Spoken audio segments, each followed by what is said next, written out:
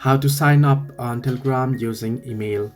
Hello everybody, welcome back to my channel. This is me Bipin Vasnath, and today I'll guide you if on how you can sign up on Telegram using your email. Now, if you're trying to sign up on Telegram using the email, then unfortunately it's not possible at all. Telegram uses your phone number as the verification purpose for registration or login, so you won't be able to do it with your email.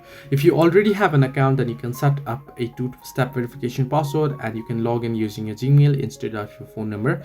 However, to sign up, you will have to require a number. Now, in case you don't have a phone number or you don't want to use your personal phone number, what you can do is you can use the virtual numbers. You can head into your browser, type in virtual number for OTP, and then you can go through these links and get the virtual number to receive SMS online, and go ahead and enter the code, verification code, and sign up using those numbers. So this is the only way you can log into Telegram. You can't do it with your email. Hope this helped you. Do like and subscribe, and do not forget to leave a comment down below if you have any further issues.